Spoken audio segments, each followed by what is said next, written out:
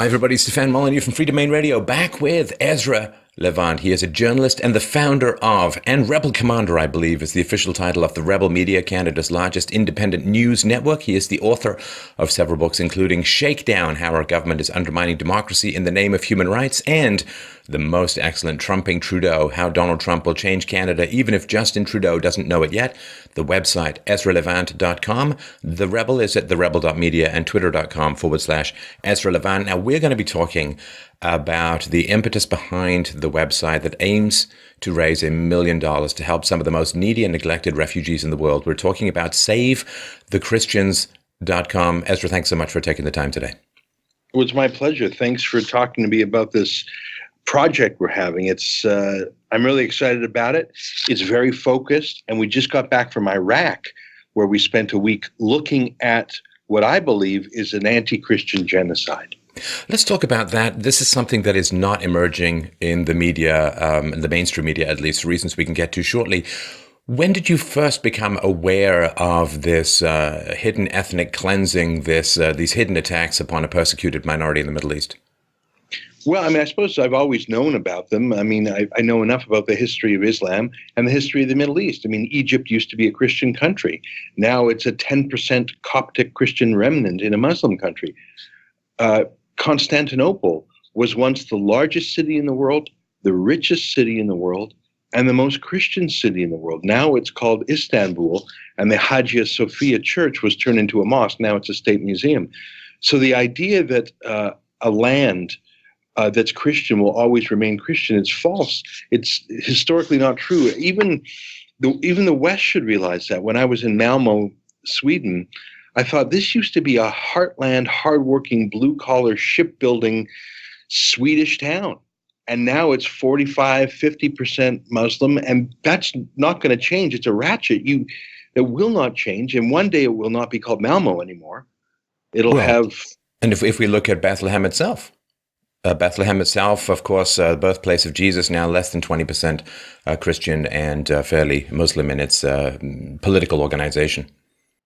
Oh, absolutely. Nazareth, too. I was in Manger Square with Faith Goldie in March during the call to prayer in the massive Mosque of Omar in Manger Square.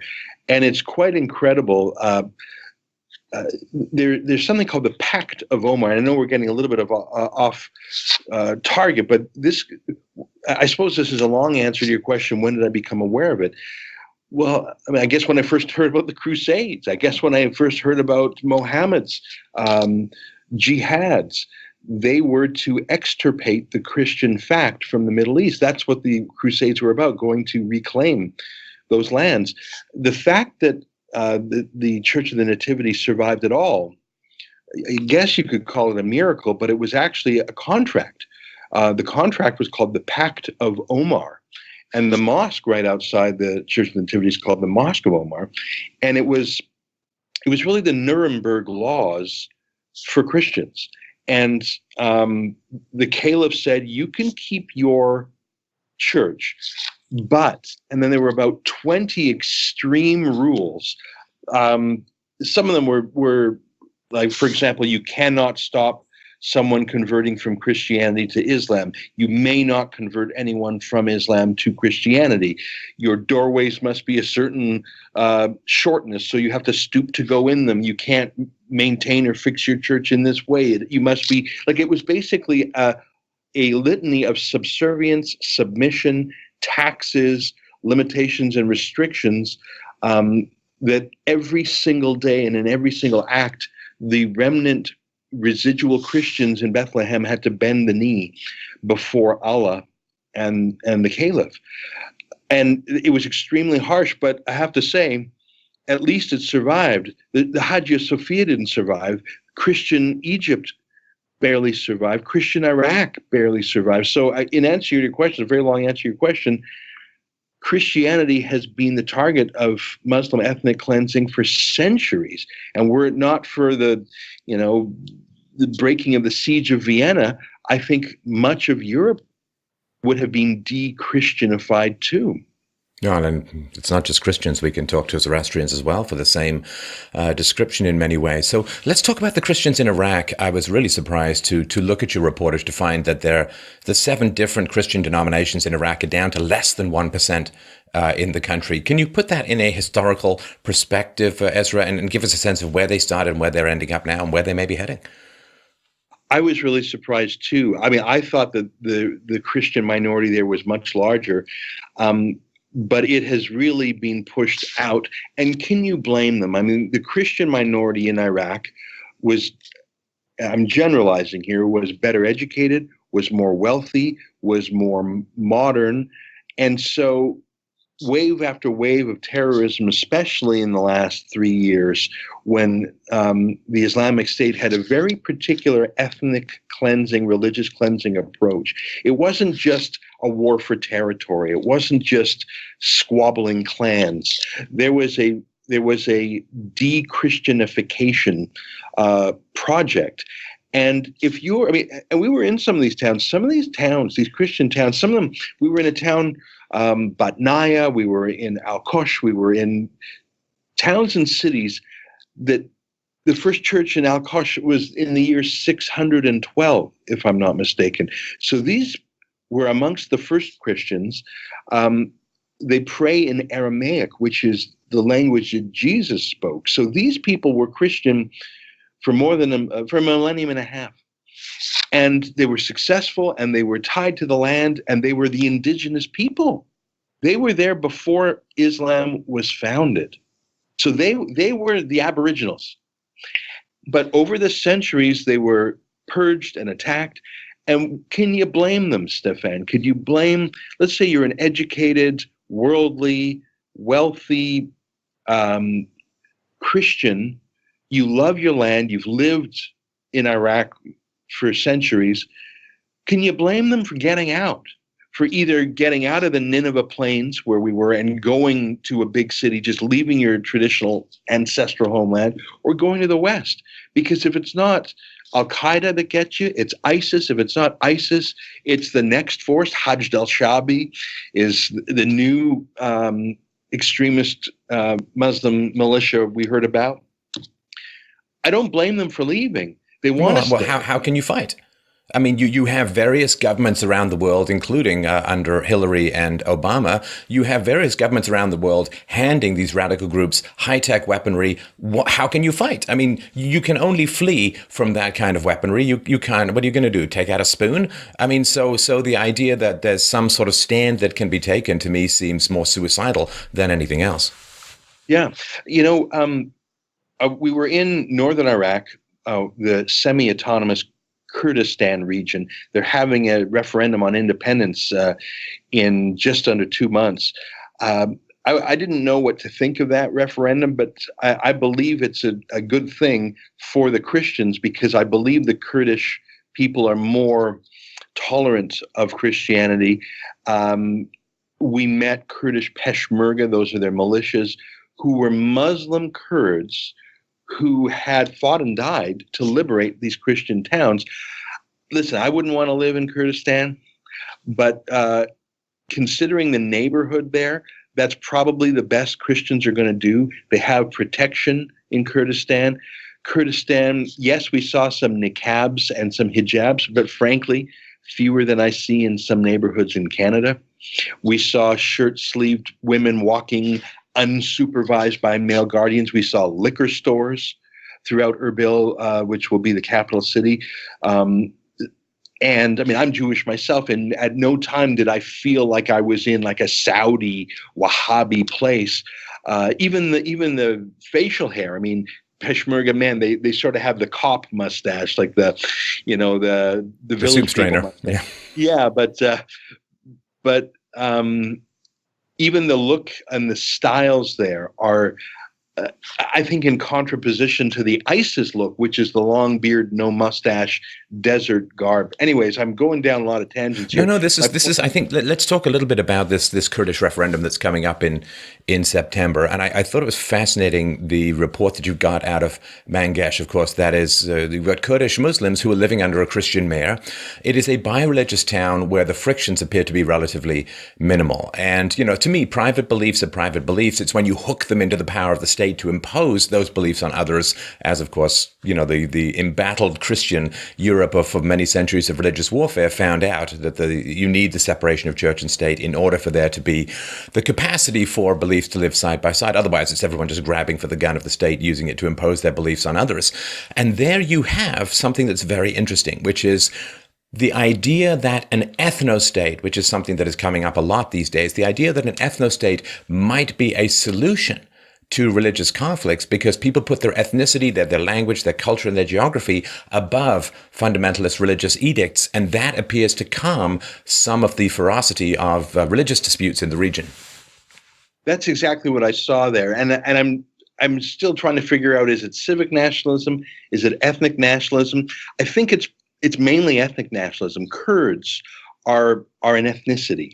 You can be a Muslim Kurd. I think that's most of them. You can be a Christian Kurd, that's a minority. I even met one guy who claimed he was a Jewish Kurd, and who am I to tell him he wasn't? And they love being Kurdish. So what does it mean to be Kurdish? Well, it's a geography. It's a language. They speak Kurdish. It's an ethnicity.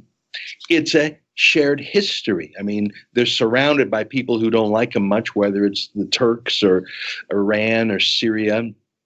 So they have this common history. And now, I mean, in Erbil, their capital, you can feel the common purpose. I mean, just even flying in and flying out, we flew through Germany and Austria going in and out.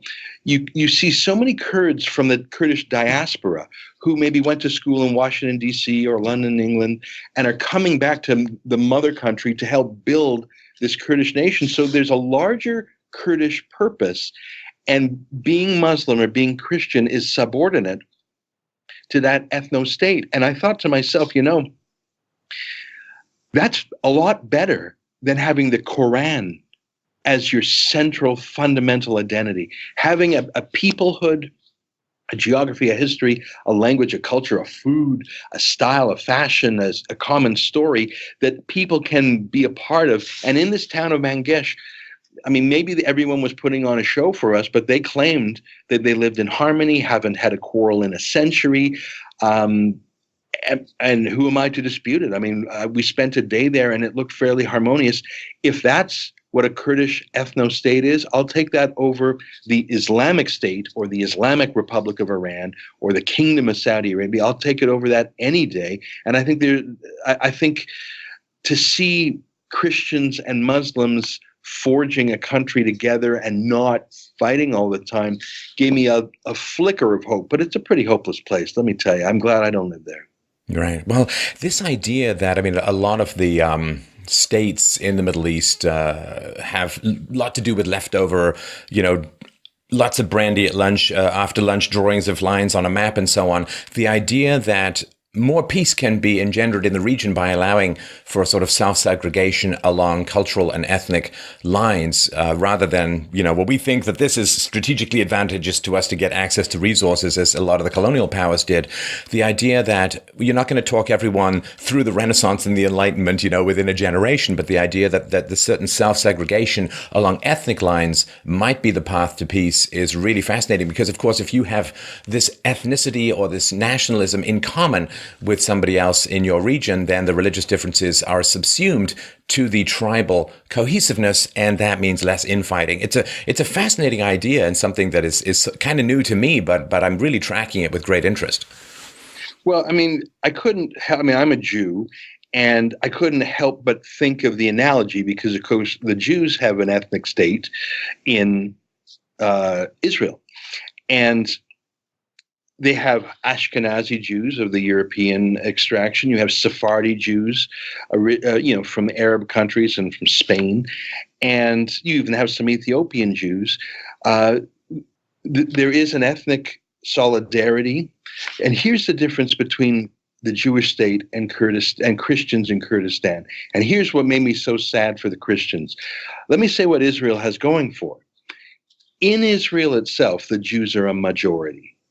In no place in Iraq are the Christians a majority. In no place. There were small towns or villages, a few thousand people that were Christian, but those were dotted amongst the Muslim majority. So there was no geographic contiguity. There's no Christian land. Second of all, the Christians in Iraq, they did not seem to be a warlike or a military people. They seem to be more like lambs than like lions. And certainly in a country full of wolves, you need to at least be a lion if you're going to survive. The Peshmerga, the Kurdish military tradition, I didn't see a Christian military tradition. Israel has a military tradition. They're very proud of their military, and it's very successful. And they have an Israeli military attitude that Jews in North America don't have. Jews in North America typically peaceniks. Very few Jews in North America join the armed forces. Israel has a martial culture. They had to survive. The Christians in Iraq don't have that. And finally, the Jews have allies. America, the West, not just Jewry in the diaspora, but Christian Zionists. You would think that Christians in Iraq would have allies in the West. They're Christian. They're the first Christians. They speak the language of Jesus, and it's not for me to criticize Christian leaders because I'm a Jew, and it's just I will let Christians say the words that need to be said. But the Pope should be the number one ally to these people. Who else is going to be? And those three things.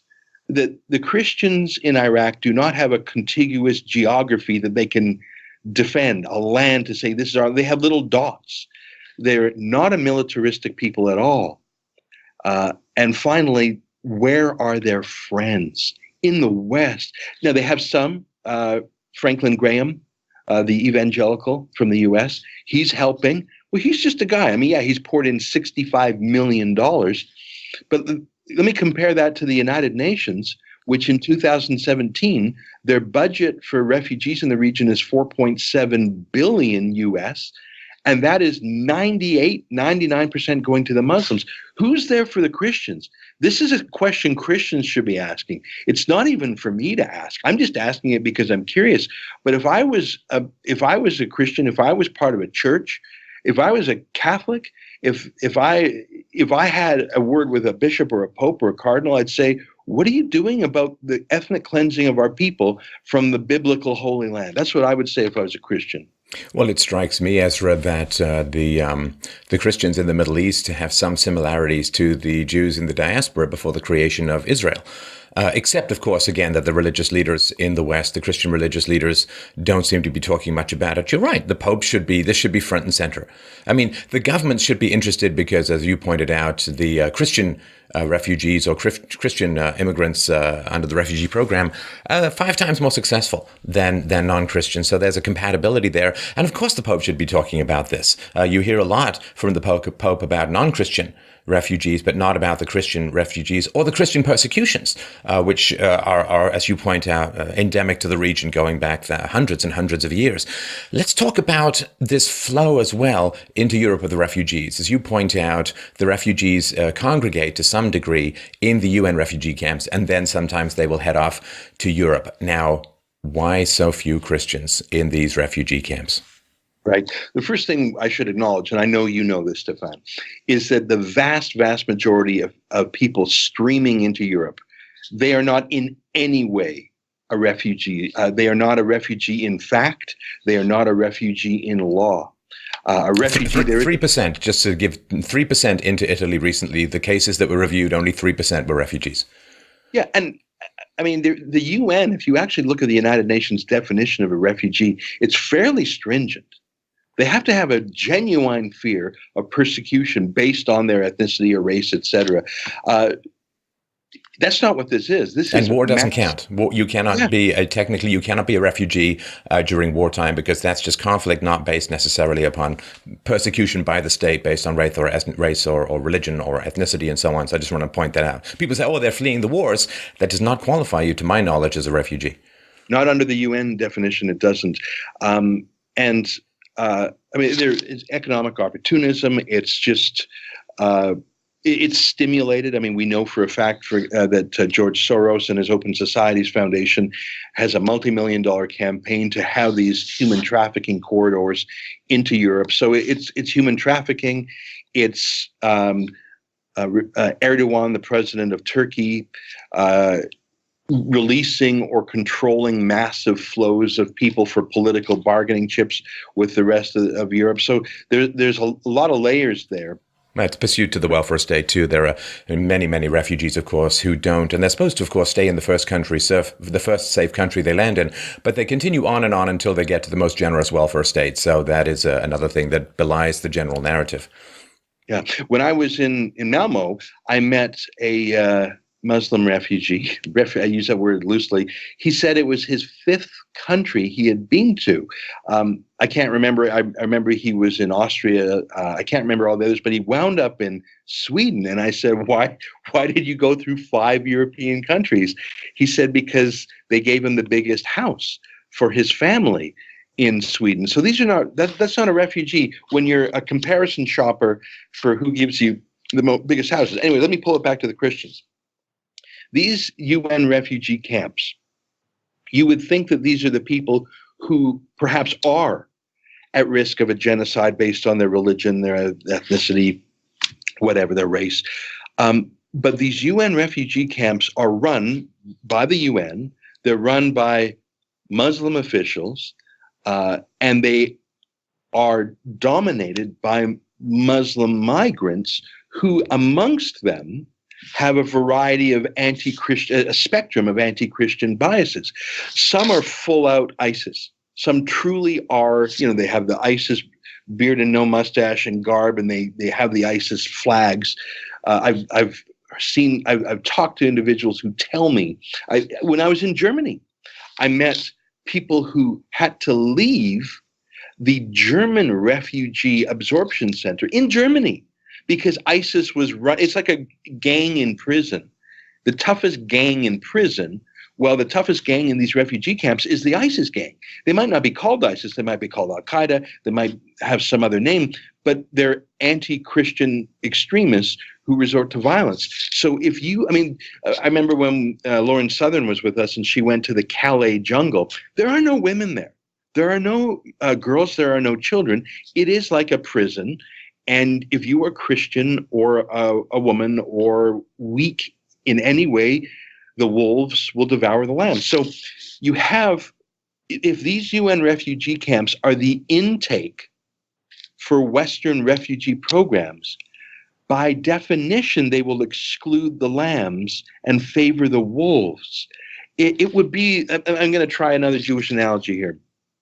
It would be like in 1942, if people were fleeing from Germany to the West. Would you want to sort the wolves from the lambs? Would you want to check, hey, are you a Jew or are you a Nazi or are you something in between? Like you would want to be discriminating. You would want to ask or to check. We're doing the opposite. We're literally not taking the lambs, these Christians, because they're not in the UN refugee camps. I call them the forgotten refugees. They are in refugee camps that are not hosted by the UN. And there's Christians and there's another minority group called the Yazidis that the ISIS terrorists favored for sex slaves because so many of them have blue eyes and blonde hair. It's quite startling. You're in this 45 degrees Celsius, 110 degree Fahrenheit baking desert and you come across blonde-haired, blue-eyed people and you say, who are you? Well, those are the Yazidis. And the Islamic State kept thousands of Yazidi women as rape slaves. I met a Yazidi rape slave in Germany who told me she lost count when she was raped 240 times. She stopped counting. It's horrific. That is the kind. So you understand the ethnic cleansing. A Christian town, they hear that ISIS is coming in. They have three choices. I've seen the edicts. It's like, again, I'll use the example of Nuremberg laws. ISIS gave these Christian towns, it was like a posted fatwa. You must convert to Islam or bend the knee and pay the jizya and other humiliations and subordinations, or be killed by the sword. I've seen with my own eyes these pamphlets. So the Christian, wouldn't you flee? Wouldn't you get the hell out? And so they fled, but where do they flee to? They can't flee to a UN refugee camp. They flee to family in other parts of Iraq, or they flee to these forgotten camps. I think we have to be very strict with our refugee policy. But if we're going to take refugees, for God's sakes, why don't we take the lambs instead of the goddamn wolves? It is really astounding how little of this filters through to the general population. I mean, even in countries like America, where significant devotion to Christianity, a lot of fundamentalists and so on, it is really astounding how little of this is getting through. Now, as you point out, there is a lot of behind the scenes work, or at least behind the mainstream media scenes work that is occurring from Christian groups to try and help these charities and help the Christians in the Middle East, but it is astounding, and it shows the power of propaganda and the power of unified political ideology, that this does not seep through. And a genuinely victimized group that are refugees from persecution by any reasonable moral or legal definition are not even not helped. They're not even mentioned in the mainstream media. Yeah. You know, I was with Faith Goldie in the town of Batnaya, which is right on the border between Kurdish Iraq and the Iran-controlled part of Iraq. That will probably be the international border if the referendum passes. The town had yet to be repopulated. It was reconquered a little more than 6 months ago, but it's like Stalingrad. It's like every building is rubble. It was like a ghost town. It was quite eerie. Imagine being in a town of 6,000, formerly 6,000 people. No one's there. It's like these movies, you know, The Last Man on Earth or something. That's a comedy, but believe me, this was no laughing matter. We were in this town by ourselves, and we had two bodyguards with us who were nervous, I should say, because this was near the border. Mosul was, you could see halfway to Mosul, and this was the final attack on Mosul. And I think our bodyguards were worried that some ISIS people would be, you know, we heard tales of ISIS soldiers shaving their beard, changing into Western clothes, and sort of melting in with the rest of the refugees fleeing Mosul. So we were in this we were in this ghost town. No, you could hear a pin drop in this town. And eerie, going into houses. Who lived there? Were they killed? Did they flee? Are they coming back? Where are they? I took a few steps into one house. Our bodyguard said, "Don't, there may be some unexploded ordnance in there." But more than that, I felt invasive. Imagine if you were in a town of 6,000 people and there were no one there. Would you walk into a home? I walked a little bit in, but I felt like I was being a voyeur. But it was a dead town. But let me tell you the most interesting part of that town. It was the church. Imagine you're an ISIS terrorist. You're fighting Kurdish Peshmerga. You're fighting Shiite-backed Iranian militias. You're fighting the American Air Force. You're fighting everybody. But you make time in your day to go to the Christian cemetery to break the crosses, to smash icons of Jesus. You're surrounded. You're in a siege, but you clear time from your fight to go desecrate the cemetery. And that reminded me of, the only time I've seen religiously desecrated cemeteries was usually Jewish cemeteries in the 30s and 40s in Europe. That's how it looked to me. These ISIS terrorists, why would they take? Because they were trying to defile the Christian presence and expurgate any Christian holiness from the town. So the church itself, let me tell you this story. The church itself, they torched it. They tried to rip the Christian prayer books, but that's like ripping a phone book. They're very thick. You can't rip a prayer. You can't. So then what they couldn't burn, they would shoot and use the cross as like the bullseye. They would do target practice on these Christian prayer books. They smashed every icon of Jesus or Mary. You don't realize how many crosses are in a church until you see all of them snapped. Like any wooden cross, they would break it as a symbol of breaking Jesus himself, breaking the cross itself. Putrid violations, like the most gross defilements you could dream up. Every window smashed. Again, I was thinking Kristallnacht, what the Nazis did to the Jews, the Islamic State was doing to these Christians. ISIS, Arabic graffiti everywhere. We had people who translated for us. It basically said, this is Islamic land. You Christian slaves, get out or we'll kill you. You either get out or we'll kill you. There was sort of in the church in Batnaya, there were sort of 7 condemnations of Christianity. But let me tell you what the most terrifying part was. In the smaller chapel of the church, that was still covered in smoke and smashed and just defiled in every way. It was like if you unleashed a gang of Satanists in a church. Imagine the gross things they would do. But here's what ISIS did. Lots of Arabic graffiti. But I was stunned, and so was Faith Goldie, who was with me. We were stunned to see German language graffiti. We're in the middle of the Nineveh Plains in Iraq. What is with the German anti-Christian bigotry? And I still remember some of the phrases. You cross slaves, get out or we'll kill you. You're a shit religion, shit cross. And I thought, who's writing in German? Well, obviously a German-educated, maybe a German-born Muslim who joins ISIS and goes to Iraq to kill and rape. And they're in Batnaya, Iraq, a place you will never go in your whole life, I'm sure. ISIS was there, Germany. German terrorists. And what happened to that terrorist? Was he killed in the liberation of the town? I hope so.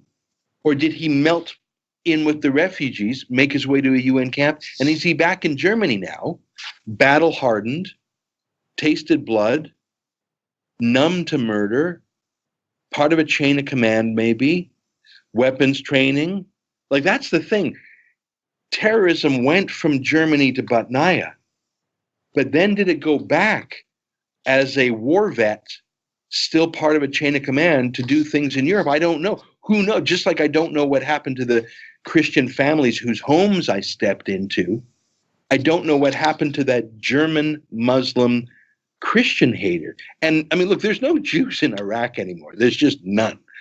But there's still some Christians, and they're getting the full genocide treatment. I can tell you that with my own eyes.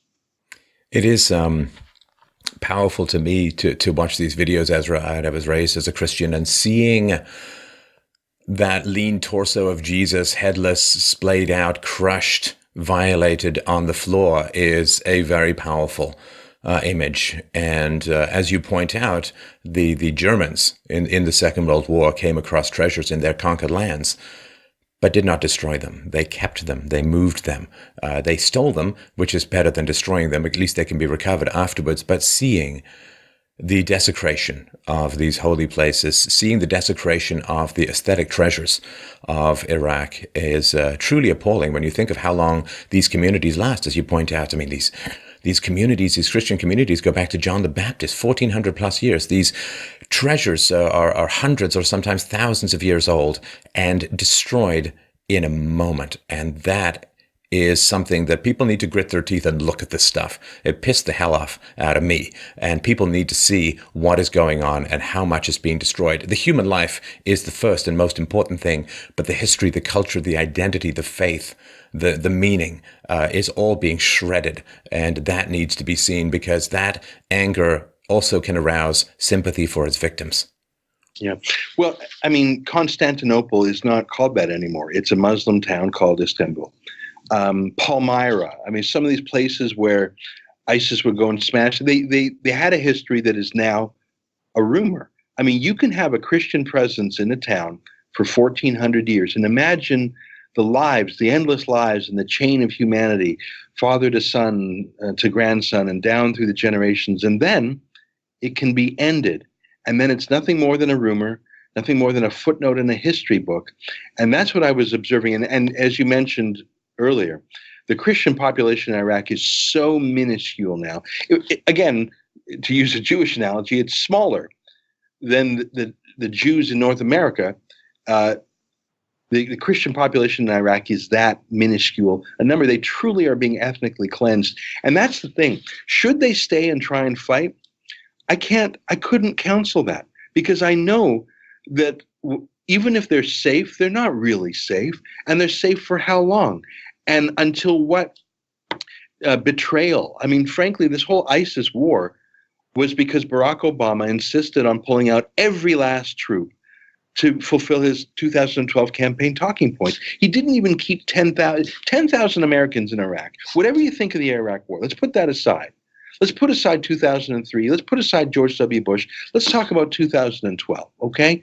You've already spilled blood and treasure, and you've somewhat pacified Iraq. You had the surge. Let's not talk about that. Let's talk about if you had it in 2012. And then to pull out so abruptly, in defiance of the pleas of the people saying, please help us, and to create such a void. And then to lose all those towns that were regained, that one betrayal, how many lives did that betrayal cost? And if you were a Christian, would you bet your life that the Turks or the Syrians or the Iranians or Baghdad or even Kurdistan would save your life? I don't think you would. I wouldn't. This anti-Christian hatred, Ezra, that comes out of the left is, to me, it's almost a demonic force. And when I think about Obama had this, anti-Christian refugee program. So he pulls the troops out of Iraq. He and Hillary are arming ISIS and Al-Qaeda in Syria and other countries. So they create this void. They arm the enemies of Christians, thus triggering this domino Christian attacks on Christians. And then they have a specifically anti-Christian refugee program. It's almost like they're just cornering them, fencing them in, and unleashing the bullets on them. That's the way it sort of strikes me. And this shift away from the genuine refugees, the victims in this area, to groups that can include the perpetrators is, I think, one of the great betrayals in history. And it's a little, history gets clearer as you go forward. It's one of the great tragedies of history that the patterns only emerge. What was the pattern of appeasement in the 1930s under Chamberlain and other Western leaders? That pattern becomes clear only after the fact. And I think that this will be seen as one of the most brutal betrayals of Western values, of Christian fellowship in the history of the West. Well, I mean, the Middle East had strong men for decades. They were like those giant faces on Easter Island. They would endure for decades. And then Hillary and Obama sparked the Arab Spring, and they put their friends, the Muslim Brotherhood in Egypt. And listen, none of those tyrants were good people, but there's degrees of tyranny. And Hosni Mubarak, Bashar Assad, those leaders killed, but there was a certain order. It wasn't a war of all against all. And I'm not here to write a reference letter for Muammar Gaddafi, but there's someone who did what the utopian neocons hoped would happen. After Gaddafi saw the invasion of Iraq, he had, I'm not going to say his come to Jesus moment, that wouldn't be a fit, but Muammar Gaddafi gave up his weapons of mass destruction program. He paid more than $1 billion in reparations to that, I think it was a Pan Am flight that Libyan agents blew up. Have you ever heard of a terrorist paying reparations to terrorist victims? I can't even think of that in all the history of terrorism. He turned to the West as much as any Arab dictator could. He did everything the West asked him to, and yet he was thrown out, decapitated. Actually, he wasn't decapitated. He was killed in a horrific way. But the He Libyan was regime. just for those who don't want to look this up. He was, as far as I understand it, sodomized anally with bayonets. It He is was, an unbelievable way to go. And I'm sorry to interrupt your narrative, but this also ties into North Korea. If a dictator gives up his weapons of mass destruction, and this dictator being the shield between the Africans and Europe, and he said very clearly, if you get rid of me, Africans will pour into Europe. This dictator, Gaddafi, gives up his weapons of mass destruction, and this is the fate that he ends up with. And every single other dictator now around the world is schooled in that lesson. You will end being dragged through the streets, anally raped by bayonets if you give up your weapons of mass destruction. And then the West has the audacity to go to these other dictators and say, y'all need to give up your weapons of mass destruction. And they're like, are you kidding me? We just saw this movie. We know how it ends. Yeah, and it was so pointless to get rid of Gaddafi. Why? What was there? Some Thomas Jefferson or George Washington waiting in the wings? Was there some great liberal Democrat who was that all Libyans were just waiting for? That was a clannish tribal society that Gaddafi was tamping down, and they just decapitated the regime, and it turned to madness, of which the Benghazi attack was just part. And like you say, the total freight train, the number of migrants, not just from Libya, but from Central Africa, who have poured through. And for what? Why? What was the point? We're getting far afield, but the horrific brutality that ISIS operates even in northern Africa as well. And I'm not saying Gaddafi was a good guy. I'm certainly not saying Saddam Hussein was, but to replace these regimes with nothing but the madness, the war of all against all, that's truly the war of all against all there. But people can get angry at Gaddafi, of course. I mean, yeah, but we all want things to be improved, but these things take time. And my question is, where is the outrage of the world when it comes to there being open slave markets in Libya at the moment? Gaddafi, yes, not a great guy. His people did relatively well. There was electricity, there was some peace, there was some cessation of religious conflict. When you have very powerful fundamentalist ideologies in a region, they invite a strong man to keep the warring factions at bay. Now you have migrants being dragged, raped, killed, sold as slaves. And where is the outrage of the world? I mean, I'm old enough to remember the outrage of the world in the 70s and the 80s about the apartheid in South Africa. Where is the outrage of the world with the apartheid against the Christians in the Middle East? It doesn't exist. I have a theory as to why, but I'll get your comments first before I dive into that. Well, yeah, and you know what? I remember Alan Kurdi, that young boy found on the beach in the meticulously photographed and publicized photo. He was already in Turkey. So he was Kurdish, as the last name implies. He had already left the hot war and he was in Turkey. But that one image was so propagandized in the West, and that led to the floodgates opening in Europe and in Canada too. We later found out that he died at the hands of his father, who was the human smuggler. So, and I know I'm getting off on a tangent here, but you know that little boy on the beach that was... the father was in an overloaded boat that was not fit for passage, and he was trying to get, I think, to Canada for dental work. He was not fleeing the bayonets of fundamentalists in the region. His sister, who lives in Canada, said he was going to Europe for free dental. So what's that got to do with being a refugee? What's that got to do with... his own father caused his death, but those propagandistic images combined with Western self-loathing, with the globalist, borderless mania of our age, it's terrible. And I think what's the worst about it is it's being done in the name of refugees. These are not refugees. The true refugees who need refuge have not left. They are still in these forgotten camps, or they're still at risk. We were in a town called Teleskov where some Christian families are starting to come back, and we brought some food aid with us. We brought a truck, $10,000 worth of cooking oil and sugar and tea and tomatoes and stuff.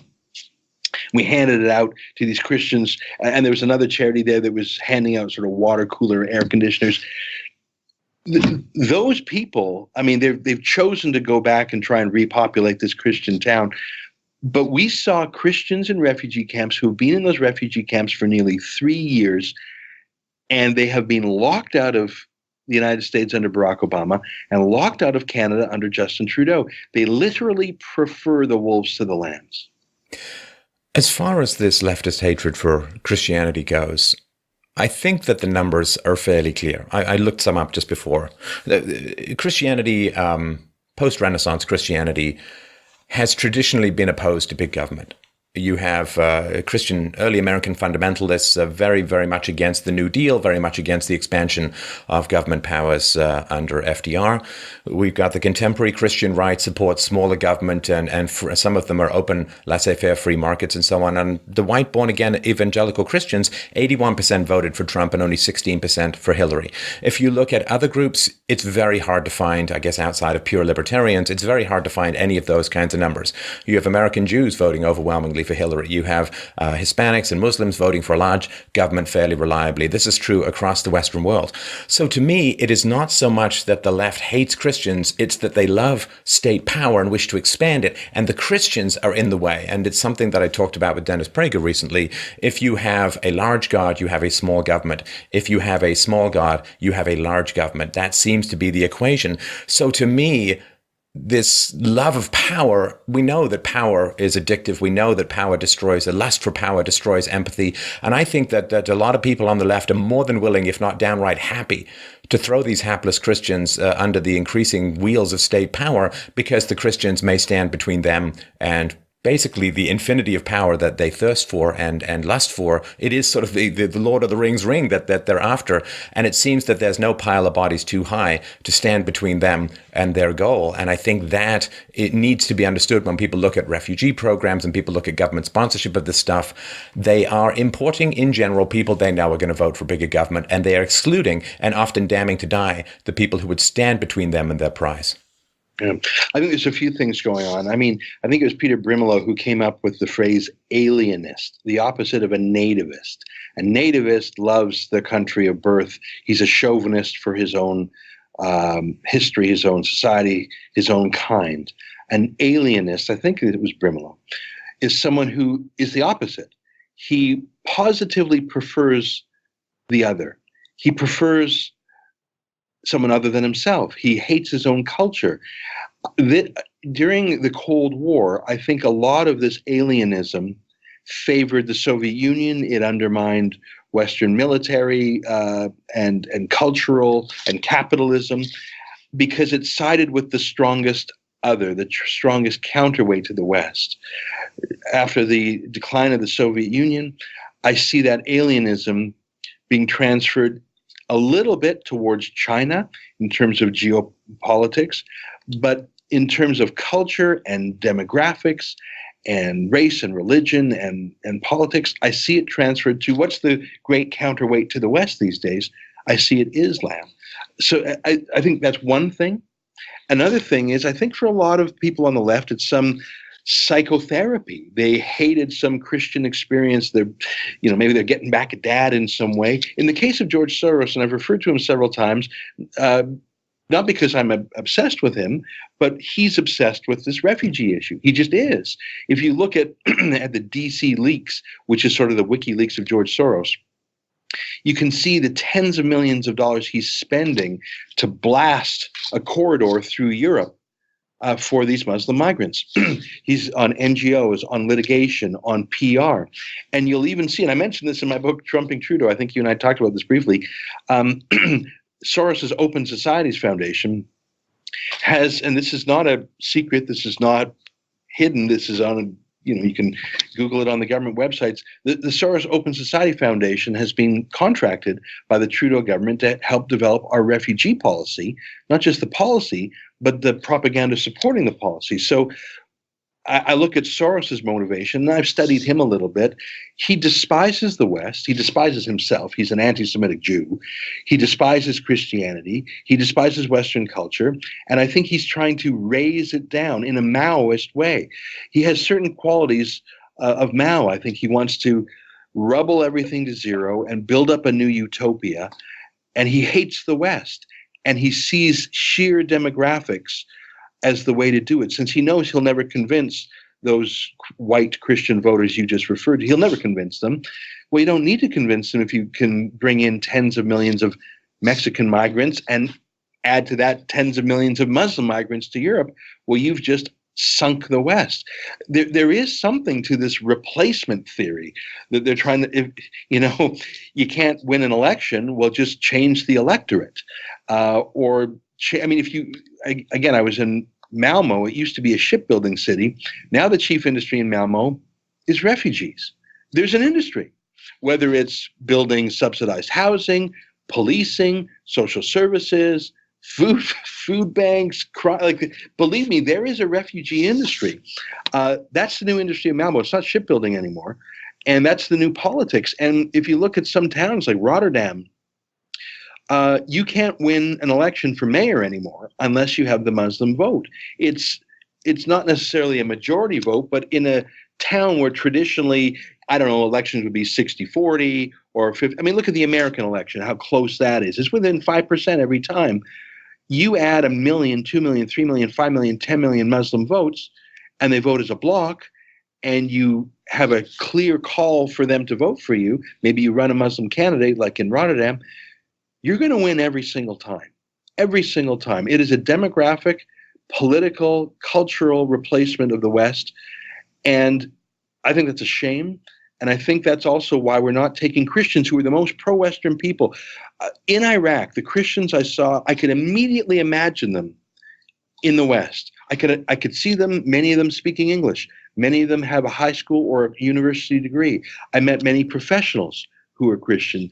And most importantly, culturally, they would fit in, not next generation, they would fit in a couple of years. Well, it's sorry to interrupt you, Ezra, but it's something that you mentioned in one of your reports that I wanted to spend a minute or two on, that the Christians also, Christianity has a long and complicated relationship with turn the other cheek versus an eye for an eye, so we don't have to delve into all of that. But the Christians that you talk to, which I understand is scarcely representative of all of them, but they tend to be quite pacifist. They tend to say, look, we are not going to use violence to achieve our goals, to achieve our aims. That's not the worst mix to add to a democracy. As people who have openly said, we reject the use of violence when it comes to ideology. I got no problem with those people as neighbors. Yeah, I have to tell you, I know Chaldean Christians, Assyrian Christians. They, other than a last name, which indicates where they came from, there is no cultural barrier. Sure, there's a bit of a language barrier at first, but there's a similarity there because, of course, our roots are the same.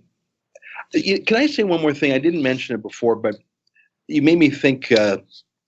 We interviewed one fella in a refugee camp. I'm trying to remember which one. We went to so many. He's a Christian who I think he came from Mosul and he fled, or maybe it's some other place like that. And he said that the Muslim neighbors who they had known for years came through the town when ISIS was sort of on a rampage 3 years ago. And they said to these Christians, and Faith Goldie's doing a big documentary on this, by the way. We put up about 15 short videos at SaveTheChristians.com just to show what we were doing. But Faith Goldie's doing a full-length documentary, so we haven't even put up most of our stuff. So I'm sort of giving away one little story from the documentary. We met this one Christian guy who said before ISIS came rolling through, their young Muslim men would come down the street and say, your house will be mine. Your women will be mine. These are people they had known for years. This was sort of like the brown shirts before the actual Wehrmacht came in, sort of saying, your house, mine, and if your girls are around, I'll take them too. And not only was that terrifying to me, but it rebuked any idea that the jihad is somehow a reaction to something we just did. Oh, you drew a cartoon of Mohammed. Don't provoke them. Don't you know that'll set them off? Oh, you serve pork at your restaurant. Oh, you had this UN resolution instead of that UN resolution. No. This has been a 1,400-year war of jihadist expansionism. Read what's on the church in Batnaya in German and Arabic graffiti. It's got nothing to do with what the West has done. It's got to do with the fact that you are an infidel. And these neighbors, Muslim neighbors who thought, I'm going to get even with my rich Christian neighbors. I've always wanted that house. His house has always been bigger. His girls have always been prettier. Damn it, I'm finally going to get my vengeance on that goddamn Christian. And again, there's an analogy here with Nazis saying, I'm going to get that Jew's big house, and I'm going to get this, and like the expropriation of the physical assets, which, by the way, is prescribed in the Quran. The Quran absolutely prescribes looting of women. So don't ever let a leftist apologist say, well, we caused this, we provoked this. No. No more than Abel provoked Cain. It's in the religious DNA of the Quran, this jihad, and anyone who tries to offer up a different excuse for ISIS, for God's sake, just look at the name, Islamic State. That's what they are. That's what they want. Don't try and offer up a different excuse for them. They are motivated by their book.